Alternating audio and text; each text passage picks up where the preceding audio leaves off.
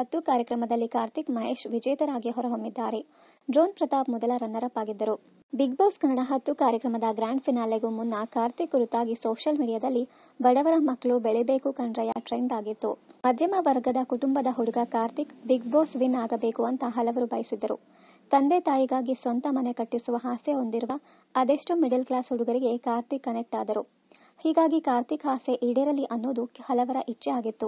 ನಟ ನಟಿ ಅಂದ ಮೇಲೆ ತೆರೆ ಮೇಲೆ ಚೆನ್ನಾಗಿ ಕಾಣಬೇಕು, ಒಳ್ಳೊಳ್ಳೆಯ ಬಟ್ಟೆಗಳನ್ನು ಧರಿಸಬೇಕು, ಧಾರಾವಾಹಿಗಳಲ್ಲಿ ಪಾತ್ರಗಳಿಗೆ ಅನುಗುಣವಾಗಿ ಸ್ವಂತ ಕಾಸ್ಟ್ಯೂಮ್ ಹಾಕಿಕೊಳ್ಳಬೇಕು. ಸೀರಿಯಲ್ಗಳಲ್ಲಿ ಹಾಗೂ ಬಿಗ್ ಬಾಸ್ ಮನೆಯಲ್ಲಿ ಕಾರ್ತಿಕ್ ಹೀರೋ ಆಗಿ ಸ್ಟೈಲಿಶ್ ಆಗಿ ಕಾಣಿಸಿಕೊಂಡಿದ್ದರು. ಆ ಸ್ಟೈಲ್ ಹಿಂದೆಯೂ ಒದ್ದಾಟ ಇದೆ ಅನ್ನೋದು ನಿಮಗೆ ಗೊತ್ತಾ? ಬಿಗ್ ಬಾಸ್ ಕಾರ್ಯಕ್ರಮದಲ್ಲಿ ಧರಿಸಲು ಬಟ್ಟೆಗಳಿಗಾಗಿ ಕಾರ್ತಿಕ್ ಸಾಲ ಮಾಡಿಕೊಂಡಿದ್ದಾರೆ.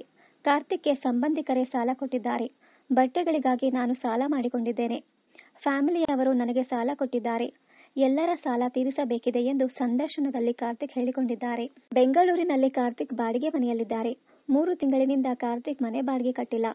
ಬಿಗ್ ಬಾಸ್ ಮನೆಯೊಳಗೆ ಕಾರ್ತಿಕ್ ಕಾಲಿಟ್ಟಾಗಿನಿಂದ ಓನರ್ಗೆ ಬಾಡಿಗೆ ಕೊಡಲು ಸಾಧ್ಯವಾಗಿಲ್ಲ. ಕಾರ್ತಿಕ್ ಮತ್ತು ಫ್ಯಾಮಿಲಿ ಪರಿಸ್ಥಿತಿ ಅರಿತು ಮನೆ ಮಾಲೀಕರು ಸಹ ಸಪೋರ್ಟ್ ಮಾಡುತ್ತಿದ್ದಾರೆ. ಬೆಂಗಳೂರಿನಲ್ಲಿ ಕಾರ್ತಿಕ್ ಬಾಡಿಗೆ ಮನೆ ಮಾಡಿ 6-7 ತಿಂಗಳು ಕಳೆದಿವೆ ಅಷ್ಟೇ. ಅಡ್ವಾನ್ಸ್ ಹಣವನ್ನ ಒಮ್ಮೆಲೆ ಕೊಡಲಾಗದೆ ಇನ್ಸ್ಟಾಲ್ಮೆಂಟ್ನಲ್ಲಿ ಮಾಲೀಕರಿಗೆ ನೀಡಿದ್ದಾರೆ ಕಾರ್ತಿಕ್. ನಾನು ಮಿಡಲ್ ಕ್ಲಾಸ್ ಹುಡುಗ, ನಾನು ಬಡವ ಅಲ್ಲ. 8 ಕೋಟಿ ಕನ್ನಡಿಗರ ಪ್ರೀತಿ ಸಿಕ್ಕಿದೆ. ಕನ್ನಡಿಗರು ತೋರಿಸುವ ಪ್ರೀತಿಯಲ್ಲಿ ನಾನು ಶ್ರೀಮಂತ ಎಂದು ಬಿಗ್ ಬಾಸ್ ಗೆದ್ದ ಬಳಿಕ ಸಂದರ್ಶನದಲ್ಲಿ ಕಾರ್ತಿಕ್ ಹೆಮ್ಮೆಯಿಂದ ಹೇಳಿಕೊಳ್ಳುತ್ತಿದ್ದಾರೆ. ಬಿಗ್ ಬಾಸ್ ಮುಗಿದ ನಂತರ ಉತ್ತಮ ಅವಕಾಶಗಳ ನಿರೀಕ್ಷೆಯಲ್ಲಿದ್ದಾರೆ ಕಾರ್ತಿಕ್. ಇನ್ನಷ್ಟು ಕನ್ನಡ ಧಾರಾವಾಹಿ, ಸಿನಿಮಾ ಹಾಗೂ ಇನ್ನಿತರ ನ್ಯೂಸ್ ಅಪ್ಡೇಟ್ಸ್ಗಾಗಿ ಚಾನೆಲ್ ಅನ್ನು ಸಬ್ಸ್ಕ್ರೈಬ್ ಮಾಡಿ. Thank you.